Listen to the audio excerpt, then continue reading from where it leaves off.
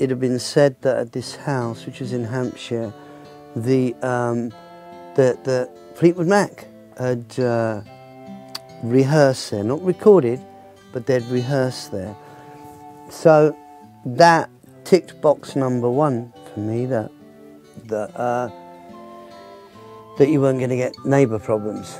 You know, you can make sort of noise and not have that sort of restriction to mess it all up. So you could sort of get a flow of music going. The second thing was that that you could actually stay there. I don't know what other groups had stayed there. I don't think too many, but it did have accommodation within the main house. So that sort of ticked another box, that we could actually sort of stay there. So basically, in effect, it seemed to become like a candidate to be able to do this, to do this idea, or fulfill this idea, whereby the group would all stay in the same premises, eat there, sleep there, make music there, and then you could just bring in like an auxiliary truck, a mobile recording studio, which actually at the time happened to be the Rolling Stones one, and then sort of just get on with it, get on with the job. In a tree by the brook, there's a songbird who sings.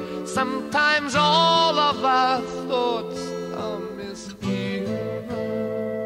I think it is a fusion of all manner of ideas, but the fact of having everybody living in the same place and sleeping there, etc., and just being able to evolve all of these musical sort of concepts and deliveries, and you get something which is so extreme from say Levy Breaks, which is it's the intensity of it, the menace of it, the threat of it, is and the density and the darkness of it is to sort of turn the coin and then have something which is really caressing, like the Going to California, you know, and it's a really, really intimate close-up picture. And so these whole things were able to be accomplished within this working atmosphere.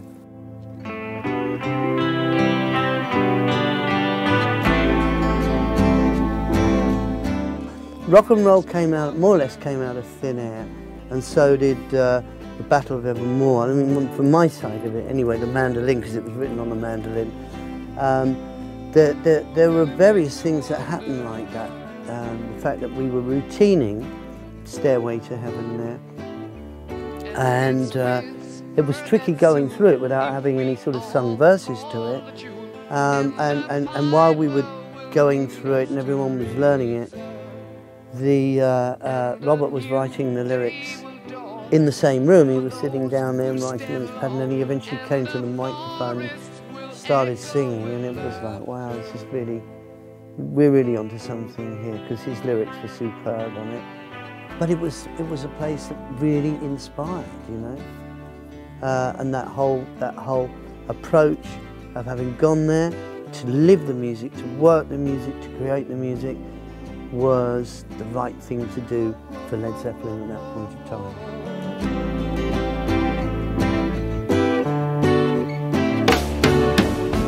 If there's a bustle in your hedgerow, don't be alone there. Well, it was complex, and yeah, this idea of having the, you know, fragile acoustic guitar opening it up, and then as it comes in, you've got the electric piano and the electric 12 strings in stereo, and the whole thing, it starts to unravel, and the layers start to unravel as it goes on. And there's a momentum to Stairway as well. It's all really intentional to have this, and actually from the first point of the opening guitar to what's going on at the end of it, in the last verse, or verses, you have Robert you know, singing at the end after the solo, all that section.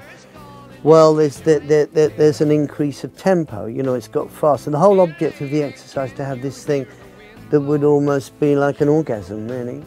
Your stairway lies on the whispering wind.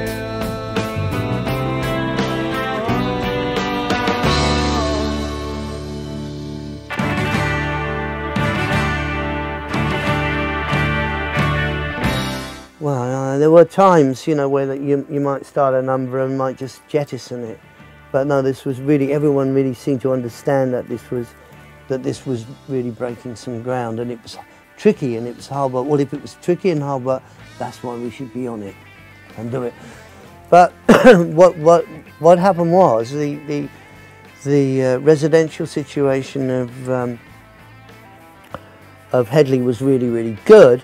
But I wanted to be able to take it into like a traditional studio setup rather than the truck, which was outside. It was sitting in the drive, and you'd have to keep going backwards and forwards into the truck. I wanted something where, just like this, you've got the control room and, yeah, the more traditional way of doing things, because everything had worked admirably for everything else that was being done from Headley. But I wanted to have the facility whereby you could have close contact and in a larger room, you know, that's it.